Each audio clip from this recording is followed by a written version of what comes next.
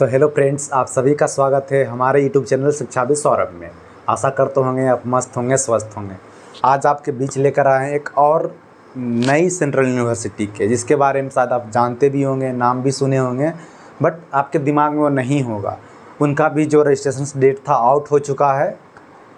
तो किस यूनिवर्सिटी पे आज हम बात करेंगे, थंबनेल देखकर भी आप समझ गए होंगे। आज हम बात करेंगे सेंट्रल यूनिवर्सिटी ऑफ कर्नाटका।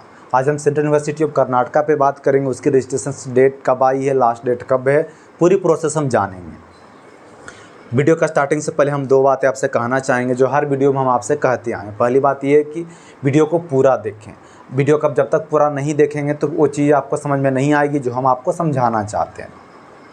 तो वीडियो को पूरा देखें शुरू से लास्ट तक। दूसरी बात ये है कि अभी हमारे यूट्यूब चैनल पर नए हैं, नए स्टूडेंट्स हैं, तो प्लीज़ आप सब्सक्राइब कर लें, क्योंकि आगे बहुत सारी चीज़ें आपको मिलने वाली है। जैसे यूनिवर्सिटी ऑफ हैदराबाद के भी काउंसलिंग होने हैं, सेंट्रल यूनिवर्सिटी ऑफ वर्धा का काउंसलिंग होना है, पौंडीचेरी का काउंसलिंग होना है। जिनके सेंट्रल यूनिवर्सिटी का काउंसलिंग होना है, जिस स्टूडेंट्स ने हमसे पेड काउंसलिंग खरीद रखा है, डिमांड करते हैं, उस यूनिवर्सिटी पर हम वीडियो लाते हैं और आपको बताते हैं। तो प्लीज़ अभी सब्सक्राइब नहीं किया तो प्लीज़ सब्सक्राइब कर लें। चलिए हम चलते हैं टॉपिक की ओर। आज हम किस यूनिवर्सिटी पे बात करेंगे? आज हम बात करेंगे सेंट्रल यूनिवर्सिटी ऑफ कर्नाटका पे। किस पे बात करेंगे आज हम बात करेंगे सेंट्रल यूनिवर्सिटी ऑफ कर्नाटका पे। सेंट्रल यूनिवर्सिटी ऑफ कर्नाटका कहाँ है? जैसा आप नाम से ही क्लियर हो रखा है कि सेंट्रल यूनिवर्सिटी ऑफ कर्नाटका कहाँ है, कर्नाटका में ही है। यानी कर्नाटका कहाँ है?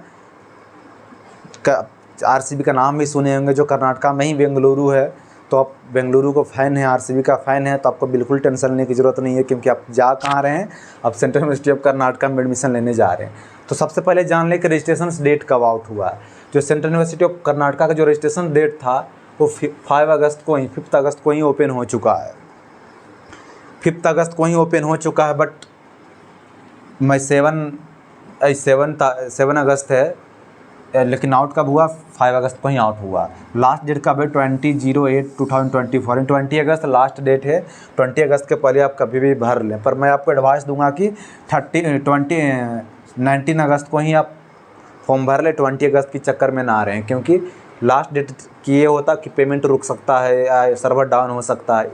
ये सब जो झमेला क्रिएट होता है ना, वो लास्ट डेट के चक्कर में होता है। बहुत सारे स्टूडेंट क्या करते हैं कि जो स्टार्टिंग डेट जब चालू होता है उस टाइम वो फॉर्म नहीं भरते हैं, बीच में भी नहीं भरते हैं, और जब लास्ट डेट होता है तब वो जाकर फॉर्म भरना चालू करते हैं। ये गलती आप ना करें। 20 अगस्त से पहले ही आप फॉर्म भर ले। 5 अगस्त से स्टार्ट हुआ, 5 अगस्त से चालू हुआ, नहीं 5 अगस्त से रजिस्ट्रेशन डेट चालू हुआ है। 20 अगस्त से पहले आप फॉर्म भर लें। फिर हम चलते हैं कि इसका फ़ी कितना रखा गया। रजिस्ट्रेशन फ़ी होता है ना, जैसे आपने यूनिवर्सिटी ऑफ हैदराबाद का भी रजिस्ट्रेशन किया होगा या करने वाले होंगे, तो यूनिवर्सिटी ऑफ हैदराबाद का भी जनरल का फ़ी 300 है, ओबीसी और ईडब्ल्यूएस का फ़ी 150 है, बाकी एससी एसटी पीडब्ल्यूडी का फ़ी 125 है। तो उसी तरह सेंट्रल यूनिवर्सिटी ऑफ कर्नाटका में कुछ फ़ी है जो नॉन रिफंडेबल है, आपको रिटर्न नहीं किया जाएगा। आपका एडमिशन होगा नहीं होगा, आप काउंसलिंग के लिए आएंगे नहीं आएंगे, उससे कोई लेना देना नहीं, आपको पैसा रिटर्न नहीं होगा। तो उसका फ़ी कितना है? जनरल कैटेगरी, ईडब्ल्यूएस, ओबीसी का 500 रुपीज़ है। बहुत ज़्यादा, यूनिवर्सिटी ऑफ हैदराबाद के कंपैरिजन में बहुत ज़्यादा है। कितना फ़ी है? 500 रुपीज़। अगर आप जनरल कैटेगरी का स्टूडेंट है, ईडब्ल्यूएस का स्टूडेंट्स हैं और ओबीसी का स्टूडेंट है, तो आपको 500 रुपीज़ पे करना पड़ेगा। बट अगर आप एससी का स्टूडेंट है, एसटी का स्टूडेंट है, पीडब्ल्यू का स्टूडेंट है, तो आपको कितना पे करना पड़ेगा? आपको 100 रुपीज़ पे करना पड़ेगा। ये ठीक है, बट जो जनरल और ईडब्ल्यूएस ओबीसी का 500 रुपीज़ है, ये थोड़ा ज़्यादा फ़ी हो गया, जिसमें हम कुछ कर भी नहीं सकते हैं। बस मेरा काम है आप तक इन्फॉर्मेशन पहुंचाना, आप तक सही जानकारी पहुंचाना। मैं आप तक पहुंचा रहा हूं। बाकी आपके पास खुद माइंड है, खुद समझ सकते हैं, कुछ खुद सोच भी सकते हैं। तो चलिए हम चलते हैं, फ़ी देख लिया। अब हम बात कर लेते हैं कि आपके मन में क्रिएट हो रहा हो अक्सर उसका एडमिशन प्रोसेस क्या है। सेंट्रल यूनिवर्सिटी ऑफ कर्नाटका में किस सब्जेक्ट में कितने सीट्स है, किस किस प्रोग्राम में एडमिशन चालू हुए हैं, किस किस प्रोग्राम में admission central university of Karnataka ले रहा है। तो मैं एक बेसिक जानकारी लाया हूँ, क्योंकि सारे जानकारी मैं इस छोटी सा वाइट बोर्ड पे मैं लिख नहीं सकता था, ना आपको दे सकता था, क्योंकि हमारे पास डिजिटल बोर्ड है नहीं। तो जितना हो सकता था मैंने इस बार लिखने का, सूचना देने का प्रयास किया। तो चलिए चलते हैं, देखते हैं किस किस प्रोग्राम में इन्होंने चालू रखा है एडमिशन्स। तो 4 इयर्स जो यूजी प्रोग्राम्स, जैसा आपको मालूम है कि जो 2022 से 2022 से जो एडमिशन प्रोसेस चालू हुए थे, उस पर 4 इयर्स का यूजी प्रोग्राम चालू हुआ है।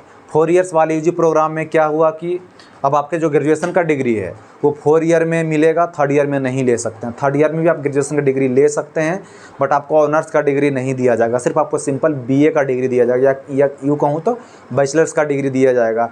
जो आप ऑनर्स का डिग्री चाहते हैं तो आपको 4 ईयर करना ही पड़ेगा। जैसे आप मान कर चलते हैं आप हिंदी में एडमिशन लें ग्रेजुएशन में, अगर आप 3 ईयर में एग्जिट ले लेते हैं, 3 ईयर में एग्जिट लेने के बाद क्या होगा कि आपको सिर्फ ग्रेजुएशन का डिग्री मिलेगा, बट आप 4 ईयर करते हैं तो आपको बीए हिंदी ऑनर्स का डिग्री मिलेगा। ये 4 ईयर्स आपको ऑनर्स का डिग्री मिलेगा। 4 ईयर्स का मतलब ये होता है। तो कौन कौन प्रोग्राम में एडमिशन इन्होंने चालू रखा है? बीएससी साइकोलॉजी में इन्होंने एडमिशन ले रखा है, 40 सीट्स है। सीट्स भी आप देखेंगे, बीएससी ज्योग्राफी 40 सीट्स है, बीए इकोनॉमिक्स में 40 सीट्स है, बीए इंग्लिश में 40 सीट्स है, बैचलर ऑफ सोशल वर्क में 40 सीट्स है, हिस्ट्री बीए हिस्ट्री में 40 सीट्स है, बीएससी केमिस्ट्री में 40 सीट्स है, बीएससी जियोलॉजी में 40 सीट्स है, बीएससी फिजिक्स में 40 सीट्स है। इतने सब्जेक्ट्स में उन्होंने एडमिशन चालू रखे हैं, आप जिसमें भी चाहते हैं एडमिशन ले सकते हैं। अब हम आते हैं बीटेक एंड बीबीए प्रोग्राम्स में जो इन्होंने एडमिशन लेने की प्रक्रिया ओपन किया है। तो बीटेक एंड बीबीए प्रोग्राम किस किस प्रोग्राम में कितने सीट्स है वो देख लेते हैं। बीटेक एंड बीबीए प्रोग्राम्स में एडमिशन्स में कौन कौन सा प्रोग्राम आता है? बीटेक मैथमेटिक्स एंड कंप्यूटिंग में 40 सीट्स है, जिसका एडमिशन CUET UG के मार्क्स पे आपका होगा। किस पे होगा? CUET UG 2024 के मार्क्स पे होगा। किसमें? बीटेक मैथमेटिक्स एंड कंप्यूटिंग वाला में। फिर दूसरा क्या? BTech in electronics and communications, इसमें 53 सीट्स है। किस बेसिस पे एडमिशन्स होगा? CUET UG and JEE main के बेसिस पे एडमिशन्स होगा। फिर किस में है? B Tech in computer science and engineering I&ML 53 seats, इसका भी एडमिशन CUET UG के मार्क्स पे होगा एंड JEE मेंस के मार्क्स पे होगा। दोनों में किसी बेसिस पे एडमिशन आप ले सकते हैं। फिर बीबीए में भी 53 सीट्स है, इसका एडमिशन CUET UG के बेसिस पे ही होगा। बट ध्यान रखने की बात क्या है, 50% सीट जो होगा वो CUET UG के बेसिस पे भरे जाएंगे। किस पे? जो 50% सीट्स होगा, किसका बात कर रहा हूँ? BTech in electronics and communications में and BTech in computer science and engineering में, ये दोनों सब्जेक्ट्स में सबसे पहले सीट्स भरे जाएंगे CUET UG के मार्क्स पे। बाकी बच्चे 50% मार्क्स JEE मेंस के आधार पे भरे जाएंगे। तो मैंने जितना भी जानकारी हो सकता था मैं जानकारी दे पाया हूँ, बट मैं आपसे रिक्वेस्ट ये करना चाहूँगा कि आपको अभी बहुत चीज़ जानने की ज़रूरत है। जैसे कि मैं बस जानकारी दे पाया हूँ जितना हो सकता था, ये क्यों कहूँ कि शॉर्ट इन्फॉर्मेशन था। बाकी आपको without check eligibility criteria form नहीं भर सकते हैं, आपको क्राइटेरिया चेक करना है। कहाँ पे आपको जाना है? सेंट्रल यूनिवर्सिटी ऑफ कर्नाटका के ऑफिशियल वेबसाइट पे, वहाँ पर आपको एलिजिबिलिटी क्राइटेरिया चेक करना है कि किस बेसिस पे हमारा मेरिट बनेगा, किस बेसिस पे हमारा एडमिशन होगा, कौन सा पेपर क्वालिफाइंग पेपर है, कौन कौन पेपर मिलकर हमारा मेरिट क्रिएट हो रहा है, वो सब आप देख पाएंगे तभी आप एडमिशन लेने के लिए फॉर्म भरें। ऐसा ना हो कि सिर्फ फॉर्म भर दिए, पता चला कि आप एलिजिबल ही नहीं हो रहे हैं, तो आपको पैसा भी लग जाएगा और कुछ फ़ायदा भी नहीं होगा। तो पहले एलिजिबिलिटी क्राइटेरिया चेक करें। अगर आपको नहीं मिलता है तो कोई बात नहीं है, मैं हर वीडियो में कहते आया हूँ, इस बार भी कहते आया हूँ कि मैं आपके लिए लेकर आया हूँ पेड काउंसलिंग।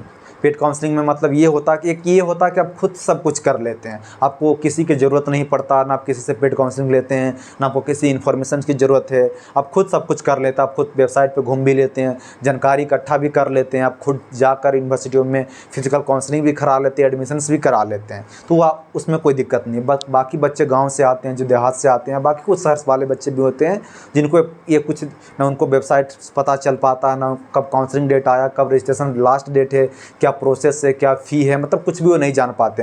कैसे काउंसलिंग होता, कैसे एडमिशन्स होता, कैसे हॉस्टल अलॉटमेंट होता, वो कुछ भी नहीं जान पाते हैं। उसके लिए मैं लेकर आया हूँ पेड काउंसलिंग। पेड काउंसलिंग में आपके हर डाउट्स का जवाब दिया जाता है, यानी कि आपके मन में जितने भी डाउट्स क्रिएट होंगे, जब तक आपके एडमिशन्स नहीं होंगे तब तक हम आपके साथ होंगे पेड काउंसलिंग के तहत। विदाउट पेड काउंसलिंग में बस आप यूट्यूब पे कमेंट कर सकते हैं, इसके अलावा आप कुछ भी नहीं कर पाएंगे। क्योंकि ना मैं बार यूट्यूब पे आप चेक कर पाता हूँ, क्योंकि हम भी स्टूडेंट्स हैं, आप भी स्टूडेंट्स हैं।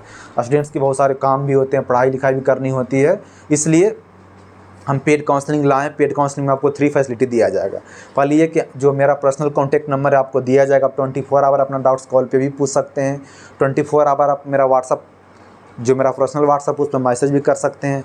बाकी जो थर्ड है, अगर आप यूनिवर्सिटी ऑफ हैदराबाद में काउंसलिंग कराने के लिए आते हैं, उस टाइम हम आपके साथ होंगे। जहाँ भी काउंसलिंग होगा वहाँ पर हम आपके साथ खड़े होंगे। कुछ भी डाउट्स होगा हम आपके डाउट्स क्लियर करेंगे। 3 फैसिलिटीज़ आपको दिया जाएगा। जब तक आपके एडमिशन्स नहीं होंगे तब तक आप हमसे कॉन्टैक्ट में रह सकते हैं। तब तक आप हमसे डाउट्स पूछ सकते हैं, कॉल पर बात कर सकते हैं, जो भी मन में आपके डाउट्स होगा। जब तक आपके एडमिशन्स नहीं होंगे तब तक हम आपके साथ रहेंगे। ये पेड काउंसलिंग का फैसिलिटी दिया जाएगा। और आपके मन में क्रिएट हो रहा है सर पेड काउंसलिंग में कितने फ़ी लगेंगे, तो मैं आपको बता देता हूँ। अगर आप जनरल कैटेगरी से हैं तो आपको 200 रुपीज़ फ़ी लगेगा। आप ओबीसी कैटेगरी से हैं तो आपको नहीं, आप ईडब्ल्यूएस कैटेगरी से तो आपको 150 लगेगा। बाकी आप ओबीसी एससी एसटी से हैं तो आपको 100 रुपीज़ लगेगा। बहुत कम पैसे हैं। इतना पैसे में आप शायद पूरी यूनिवर्सिटी आप खुद देखने में बहुत आपको टाइम लग जाएगा, बट बहुत कम पैसे हैं। ये मत सोचें कि आपको हम जनरल कैटेगरी से आपको 200 रुपीज़ ले रहे हैं, ईडब्ल्यूएस के तो 150 ले रहे हैं और एससी एसटी ओबीसी के तो 100 रुपीज़ ले रहे हैं मात्र एक यूनिवर्सिटी के लिए। ऐसा बिल्कुल भी नहीं है। पेड काउंसलिंग का मतलब ये होता है कि आप जितने भी यूनिवर्सिटी के कुछ पूछेंगे, किसी भी यूनिवर्सिटी से आप रिलेटेड क्वेश्चन पूछेंगे, डाउट्स पूछेंगे, क्लियर करना आपका धर्म हो जाएगा। तो टेंशन ना ले, ये मत सोचें कि पैसा बस आप एक यूनिवर्सिटी का आपके ले रहे हैं, बिल्कुल भी नहीं। भारत में जितने भी सेंट्रल यूनिवर्सिटी हैं सभी यूनिवर्सिटी के बारे में मैं आपको पेड काउंसलिंग, जब तक एडमिशन्स नहीं होता तब तक हम आपके कॉन्टैक्ट में रहेंगे, तब तक आपको हम हेल्प करेंगे। तो ये कुछ पेड काउंसलिंग की जानकारियाँ रहा। अब आपके मन में एक क्वेश्चन और क्रिएट हो रहे हैं, सर पेड काउंसलिंग से हम कैसे जुड़ें। तो चैनल के डिस्क्रिप्शन बॉक्स में जाइए। मैं वीडियो की डिस्क्रिप्शन बॉक्स में बात नहीं कर रहा हूँ, चैनल के डिस्क्रिप्शन बॉक्स में आप जाइए। वहाँ पे आपको 4 लिंक्स दिया गया है। आप इंस्टाग्राम से भी जुड़ सकते हैं, टेलीग्राम से तो आपको जुड़ना ही जुड़ना है, चाहे पेड काउंसलिंग ले या ना ले, क्योंकि कुछ भी नोटिफिकेशन आउट होता है तो सबसे पहले मैं टेलीग्राम पे शेयर करता हूँ। उसके बाद नहीं, सबसे पहले मैं पेड कोर्स में शेयर करता हूँ, उसके बाद टेलीग्राम में शेयर करता हूँ, उसके बाद फेसबुक में, उसके बाद आप जो पेड कोर्सेस वाले हैं, पेड काउंसलिंग वाले हैं, उसमें सबसे पहले शेयर कर ही देता हूँ।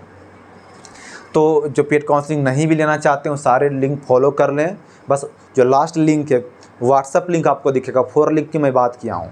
चैनल के डिस्क्रिप्शन बॉक्स में जाइए, जो सबसे लास्ट लिंक है व्हाट्सअप लिंक, वो ओनली पेड कोर्सेस और पेड काउंसलिंग के लिए ही बनाया गया है।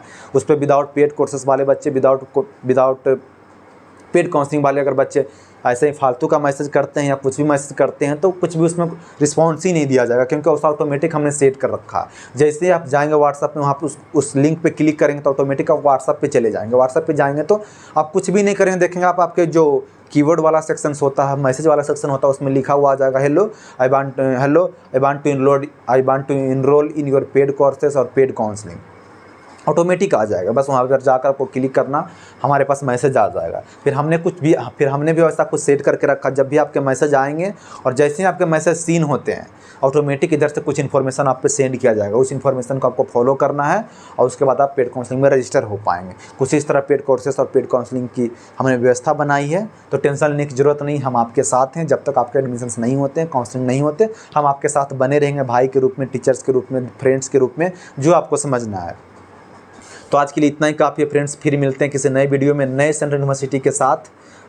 तो तब तक के लिए धन्यवाद। मस्त रहें, स्वस्थ रहें, पैनिक बिल्कुल भी नहीं होना, हम आपके साथ हैं।